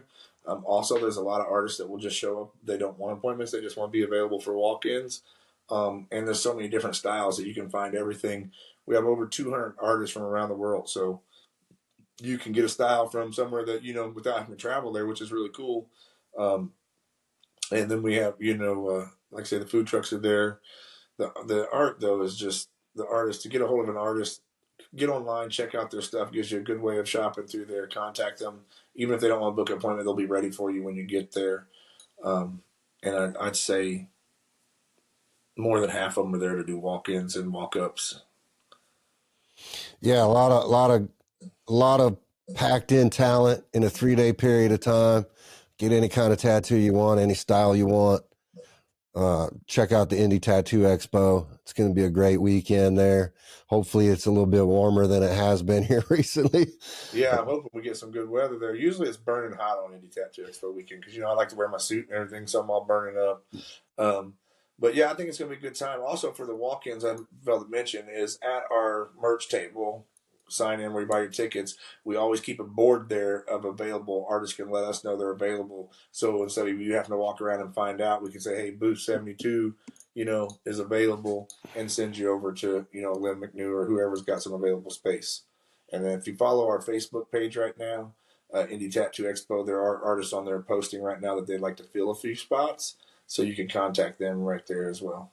Okay, great. And great food, great entertainment. And like Chris said, tons of tattoo history on display you can come check out. Always going to be a good time at the Indy Tattoo Expo for sure, man. And I just want to, say, hey, man, congratulate you on your success and all the hard work that you put into this. And it's a labor of love for sure. And you can definitely tell that when you come out and spend some time with you at the show. It's been a pleasure getting to know you over all these years and have a friendship with you today. I'm serious, man. We should really take that road trip and just, Oh, man, I'd love it. yeah, that'd be fun. Yeah, That'd be I'd love. fun. I mean, it has been, like I said, it's been a pleasure to get to know you over the years, and tattooing, and it's been through history and shows and everything. But like, I feel like we have a genuine friendship when we see each other. We're legit happy to see each other, and it's not always business. And sometimes this is why we probably don't get some things taken care of because we're like, oh shit, it's my buddy, and business goes out the window. Yeah, But to be honest with you, dude, I'm about business all the time, man. So, it's nice to not be about business sometimes. yeah, yeah, I've tried to be cautious of that because I know that sometimes, even when I'm with my friends, sometimes I can be about it. So I've tried to tone that back a little bit to where appreciate the not business times. Not every conversation has to be business, but I mean, I'm always moving forward and thinking. So sometimes, unfortunately, I'll do that to you. And if I do, I got a couple buddies that are like, "Hey, man, we're not at work," and I'm like, "Cool, I like that. Thanks, man. Thanks for pulling me back. That's cool." You know what I mean? Well, that's Um, why I appreciate I would say I'm 80% business and 20% not. yep. But that's pretty recent, in my life. I feel like I had to really force myself to do that because I realized, like what you were saying, like I was missing a lot of shit, and I felt after my dad died, I really kind of took a different look at life and just like started realizing all the things that I wanted to do in life that I hadn't really given myself time to do. And, whether that's things like traveling. I mean, I love to hike, man. We're talking Yeah, about yeah, things that I do outside of work. I love getting up in the mountains and hiking and camping and just hitting the river on a paddleboard or the lake or just, yeah, yeah.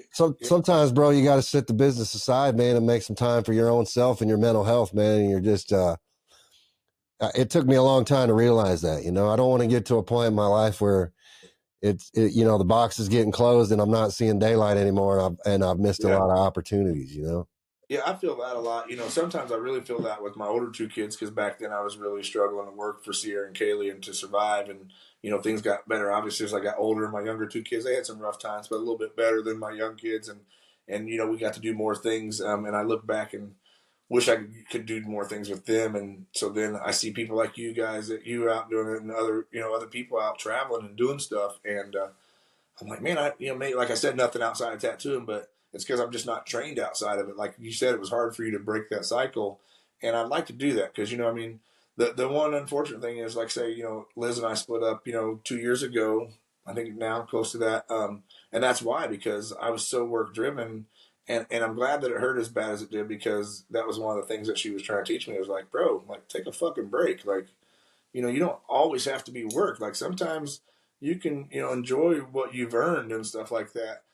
So I always again find the positives in it. Like thank God that went down and it really woke me up to like boom. And I mean, nobody realized. I mean, some of you guys probably realized because my social media presence went down, but I spent a year just kind of like mind blown of what happened and how I missed everything, and then like really learning myself of like man, like you're not enjoying life and you're putting that pressure on everybody else as well. Like, I mean, if you're my friend or you're my girlfriend, like I'm expecting you to perform like me, you know what I mean? Yeah. And that can be harsh. And then I'm also not giving you or me a break to like have like enjoy the hard work we put in.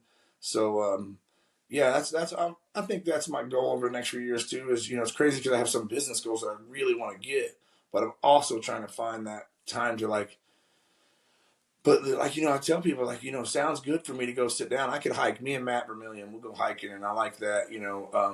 I've been hiking out in Arizona with Durb a few times, and or in Vegas. But man, a lot of times I'm not one of those people who could go sit on the beach or something. Like me sitting still, we'd have to be doing something active. You know what I mean? Or I'll go Yeah. down. Yeah. But yeah, I'm trying to learn that this year because I see you guys traveling and I love it, and it is one of the only things that I'm kind of like if you will, I guess jealous of like, damn man, I wish I was out doing that. But one key to having a good partner to do it with, you know what I mean? You having somebody that you enjoy doing that stuff with is key. But sometimes just going out and getting it done, I love watching people that are just traveling, finding themselves and not being all about the work. And then sometimes that makes you work a little bit better because you enjoyed going after that trip. So you're like, damn, I need to do that every year. So I'm gonna make sure I work so I can pay for it. Yeah, bro. I mean, but think about it too. Like all the tattoo shows that you said you've been to, over the years, think of all the cool places you've traveled to, and have you given yourself the time to be able to stop and smell the roses in the places you've been, like I'll tell you one thing that was really cool, Indy Tattoo Expo. It was at the old location though, right? Yeah. It was, I always get on Atlas Obscura whenever I'm around places, I don't know Oh if you've yeah. ever heard of that or not. Mm-hmm. So I always pull up Atlas Obscura wherever I travel, because I want to know like what's cool shit around me. And I realized we were like fucking 20 minutes away from John Dillinger's gravesite, bro. I was like, Oh yeah. I was like, fuck this, bro. I'm leaving the expo for a couple hours. I'm gonna go see that shit. You know what I mean? Yeah.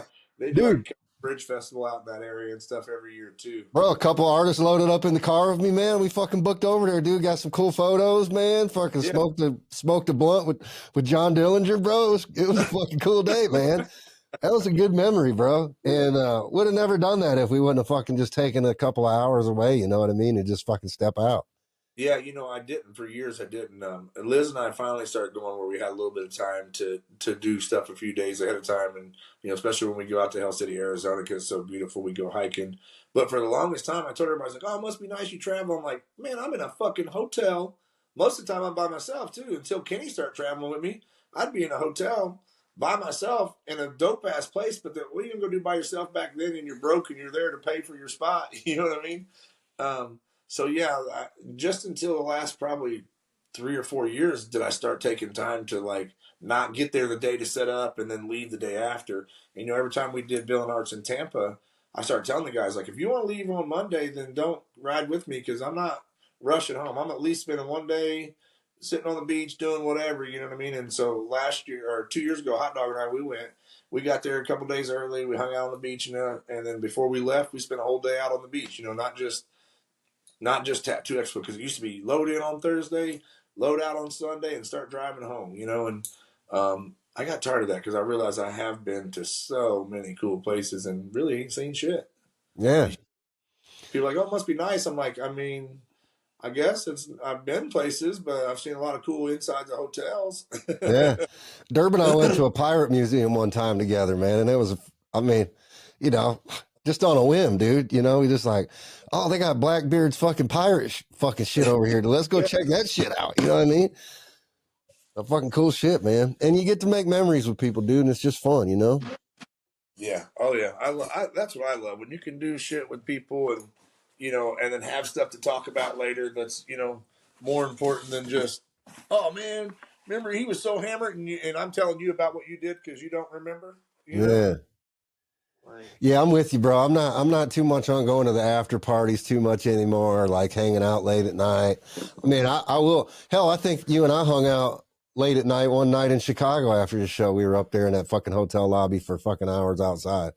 yeah, and I can do that kind of hanging out, talking late, but not if we're going like we're not all going to the titty bar and all that crazy stuff. You know what I mean? Nah, no, no, no, not at all, bro. Not at all.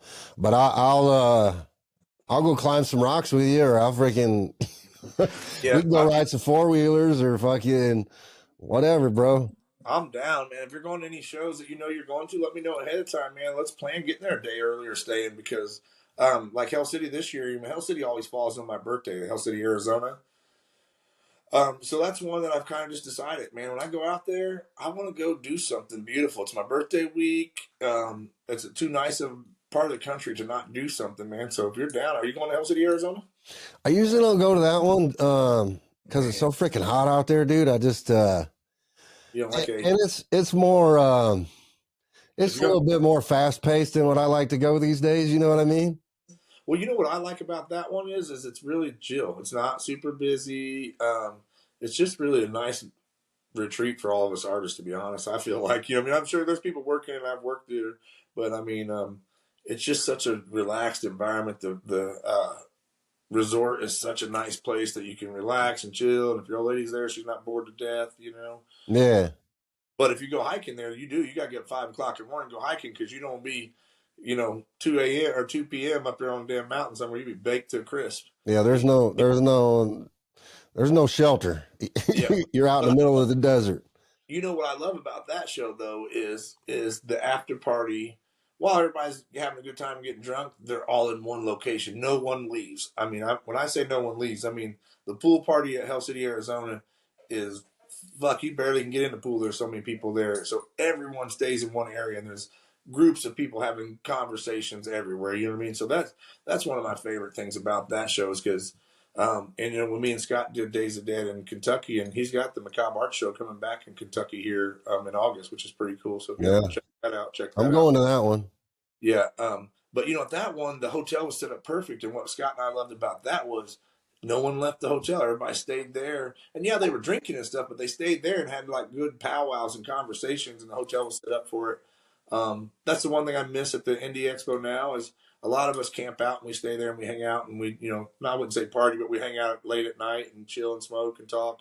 But some people stay at the hotel because it's just a couple miles down the road.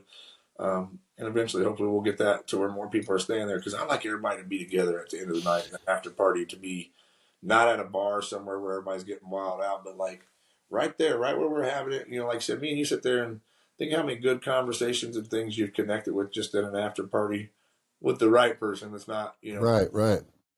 Hey, last year you had RVs out there. Are you still doing that this year? Yeah. So the RVs you can rent a spot. It's only I think $50 per day for the camp spot, and that's power, electric, and sewer. You can bring your own RV, but also we have a link, and of course it's close now, so it'd be kind of expensive, probably or more expensive. But they have like sharervs.com. It's sort of like Airbnb for RVs, and they'll drop off. You can pick whatever kind you want, something big, small, whatever. They'll drop it off to you, and then they'll pick it up when you're gone. No shit.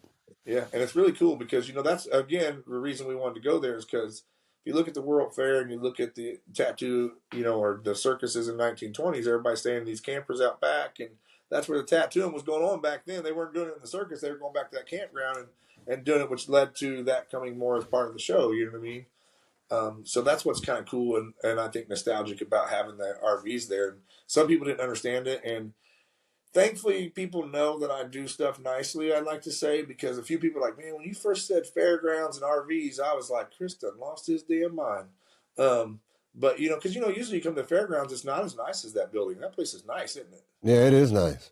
I mean, I know a I lot didn't of even people. know I was at a fairgrounds first Yeah, when I came exactly. out there last year. And when I first said it to some people, they were like, I had some people tell me no because it was a fairgrounds. And I had a lot of people say, because it's you, I'm going to show up and trust it, but I don't know what to expect. And every one of them came up and was like, dude, that was tight. No, it worked out. It worked out good. I thought it was a perfect spot, really. I'll tell you what, as a business person, working with those people have been a blessing. After the way the hotel treated you and worked with you, the fairgrounds have been so pleasant to us to work with. Even from like, when we first got there and they basically came to us, the county, and was like, hey, we don't want to lose this event in our area because we were looking at other areas. And I was like, well, I don't, they supply pipe and drapery and everything. And I was like, man, I don't really like that color. We're in Indiana, and if you do black and white, it looks like like a race show to me, you know what I mean? Like a checkered flag. Every show does all black. And I've always done the black and the rose gold color or the wine color. And dude said, cool. He got on there and ordered it. Boom. All right. That's what we'll use for you then, and ordered the shit for my expo. I'm like, man, you can't not want to work with somebody that wants to work with you like that. You know what I mean? Right. And so we're signed with them until 2028. And hopefully further. Hopefully we'll go further than that with them and continue to stay there because the hotel not being there is my least favorite part of it. But there's so much that outweighs that, I think, on the other spectrum that's kind of irrelevant at this point. You know what I mean? Yeah. And like I said, with the RV parking, we can do plenty of them there. And that's a fun little atmosphere.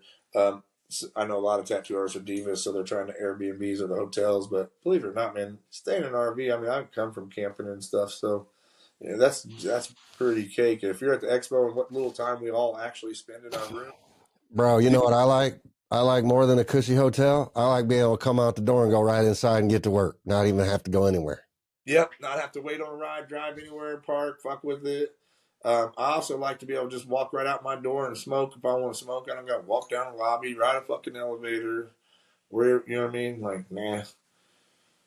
I like to just be right on location. And then that was one of the big things when we first went to move Indy to the fairgrounds. I was totally against it because it wasn't a hotel connected. And one of my favorite things is to have my room where I can walk right out into the, to work.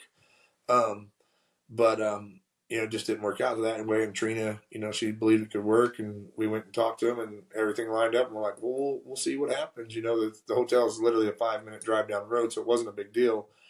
And I've been to a lot of shows where they're not connected and they're at convention centers. So just my preference, I like to, like you said, be able to walk right outside and go to work, or go upstairs if I got a headache and go to sleep or whatever. Yeah.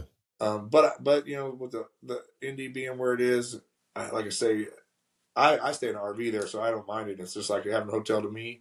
But I think all the people who don't want to stay in an RV, I think there's still enough there that outweighs the inconvenience of that, where people are happy. You got good food, you got clean bathrooms, you got good location of everything. I mean, there's a Walmart and a Culver's right across the street, literally walking distance too. So you know what I mean. It's all right there. So I don't think anybody's really concerned about the hotel as much as I thought it would be when we first did it. I was like, man, I hate going to expos without a hotel in case I want to go up to my room. You know what I mean? Yeah. Um, but sometimes you just got to deal with it. And also, that's again, like we were talking about the endurance of tattoo artists and the overcoming. Is well, they'd all prefer that. But when they get there, they don't even care. There's so much other stuff going on that we just adapt and roll forward. That's what we do as tattoo artists. I feel like as a whole. Right. So everybody gets there, they're having fun, and nobody even cares that the hotel's nowhere around. Right. I didn't hear one person say, "Oh, I wish I could go up to my room and lay down right now." I mean, we're so busy. I mean, we're having, so many people through the door, and there's so much going on that you don't get that time to worry about it. Right. Well, we talked a lot about the expo, but let's talk a little bit more about you. If people are interested in getting to know you more, maybe getting tattooed by you or at your shop, Ink Therapy, where can they learn more? You can find us at inktherapytattoo.com. You'll find a little bit about me on the website there. I've been tattooing for 32 years here in Indianapolis. I'm Ink Therapy on Instagram. That's all one word. Chris Allen Taylor on Facebook. I'm pretty much versatile. I love to do all styles of work. I love to do a little bit more traditional stuff, but I love color realism as well. And, I'm available, man. I keep myself pretty available. Books are never closed. I'm always open to talking to people and coming up with new stuff. And if you ever want to just talk tattoo history or business, man, I'm always down for business conversations, whether it's you teaching me something or you got a few questions. Love to help and connect people. If I don't know, connect people with everybody. I think that's my favorite thing, is really just to be that connection point for everyone. Well, that's awesome, man. I appreciate you taking time with me today and teaching me a little bit more about your history and what's going on in the Indianapolis scene. And I'm looking forward to seeing you at the show in a couple weeks. And we'll definitely be hanging out some more and talking some more there. And let me know if you need anything in the meantime, man. I know it's just Indiana still, and you're in Indiana, but a couple hours down there. But man, you guys come out and stay for the weekend. Man, it's a perfect little couples getaway. It's a 1-bedroom Airbnb out here I own 10 acres out here, surrounded by 400 acres. So we got a game room, pool table, and arcade games and stuff like that. So we can shoot some guns one weekend. You know what I mean? So after the expo, let's hook up and I'm down, bro. We'll come down here. You guys stay for the weekend. We'll cook out and have a little art night of our own. I'm down, man. We should just package that road trip to Gary right all in that whole thing, man. Yeah, definitely. Exactly. I'll meet you up there. We'll just cruise back down here from there and freaking, All right, brother. You'd have a good time, man. We'll do some painting of our own. And Junior, he's been talking about it and wants to come over too. So we'll line it up. I'll get Junior to come over and paint with us, and we can get a couple people and enjoy like just a good little paint night. And then you guys stay for the weekend, enjoy the cabin and game room, campfire, and we'll shoot some guns and fucking have a blast. Yeah, it'll be fun. That'll be fun. Yeah. All right, brother. Well, I'm gonna see you at the show in a couple weeks, and I know it's going to be a success like it always is, and we'll just keep our fingers crossed for good weather all weekend. That's about all we got to wish for. I'm hoping, man. I'm hoping. We usually get rain at least on Saturday morning or something. Sam Dust last year, she planned on camping out, and the rain came so bad Friday night, she ended up getting it flooded her tent out, and she ended up getting a hotel. So. So can people tent camp there too? Yeah. You can tent camp there too. You can get spaces either with or without power and stuff as well. And okay. Also, shit, if you got a tent and you want to sit beside my RV, plop up right there and plug in. I can sleep in my car there if I want. You can sleep in your car there if you want it. Yeah. And you got like vans and stuff. People pull up in their vans, and you know what I mean. Well, that's good to know because I Yeah, might so just sleep in the car. they have really nice shower houses in there, and when I say they're nice, like I was surprised. Someone's like, "Oh, they're clean." And I thought, okay, like clean as in a public restroom. No, I walked in and I was like, "Damn, these things are clean, clean." Like, the old lady lives on the property who takes care of all that, so it is spick and span clean. And they got bathhouses and everything there. All right, dude. Well, I hope you have a great turnout. I'm sure you will. You always do. And I'll see you there in a couple weeks, man. Thanks for being with me today. Oh man, thanks for having me on, man. Such an honor to be on here with you. Love it. Love any chance I get to talk to you, but get on here and talk is I appreciate it. Always, bro.